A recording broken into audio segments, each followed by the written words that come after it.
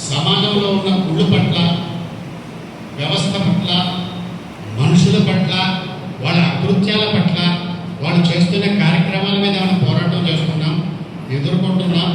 మనం దాన్ని ఏదో రకంగా దానికి తగ్గట్టుగా రక్షణ కలిగించే చట్టాలు తెచ్చుకుంటూ వచ్చాం.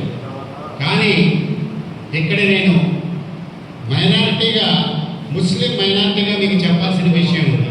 ఒక ఆశ్చర్యకరమైనటువంటి విషయం మాకు ఈ దేశంలో వచ్చింది ఏమిటంటే, ఇప్పుడు ముస్లిం మైనారిటీల యొక్క పోరాటం సమాజం మీద లేదు, ప్రభుత్వాల మీద ఉంది. వారు ప్రభుత్వ పరంగా మైనారిటీల మీద దాడి జరుగుతుంది.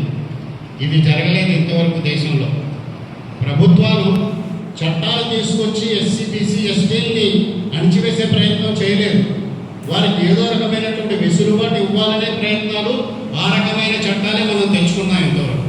కానీ ఏ చట్టం ఈ రోజున ఈ 10 సంవత్సరాల కాలంలో ఈ దేశంలో వచ్చాయో అన్నీ కూడా ప్రభుత్వం ద్వారా ముస్లిం మైనారిటీని అణగదొక్కడానికి, వారికి ఉన్నటువంటి పర్సనల్ లాస్ని లేకుండా చేయడానికి ప్రయత్నాలు జరుగుతూ వస్తున్నాయి.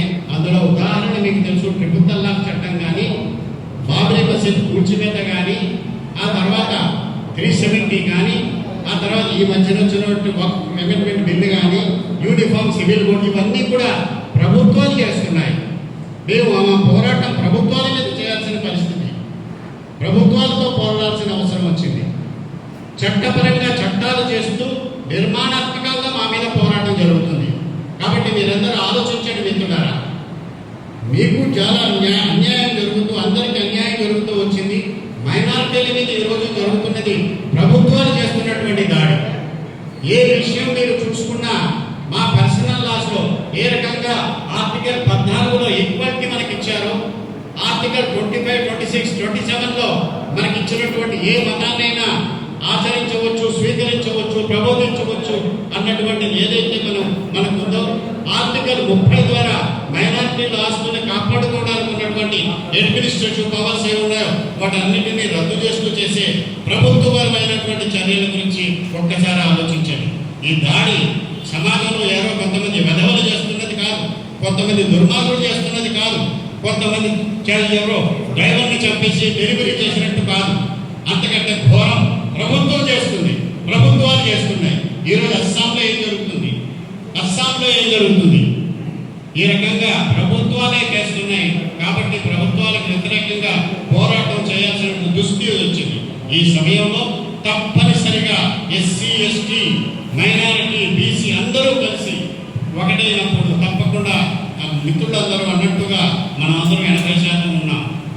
మైనారిటీలు, ముస్లిం మైనారిటీలు ఈనాడు కనీసం వీళ్ళందరూ 20%, 80-20 కాదు, ఇంచుమించు 40 కోట్లు, 45 కోట్ల దాకా ముస్లింలు ఈ దేశంలో ఉన్నారు.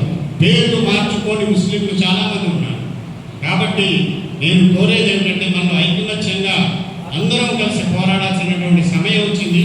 కానీ నేను చెప్పేది అంటే, ఈ వివక్ష అన్నది ఏ విధంగా ఉందో, ఆ వివక్ష యొక్క రకాన్ని ఏ రకంగా అంటే సమాజంలో కొంతమంది ద్వారా, కొంత దుర్మార్గుల ద్వారా, అకృత్యాల ద్వారా వచ్చినటువంటి వివక్ష కాదు, ఇది ప్రభుత్వాల ద్వారా వస్తున్నటువంటి వివక్ష.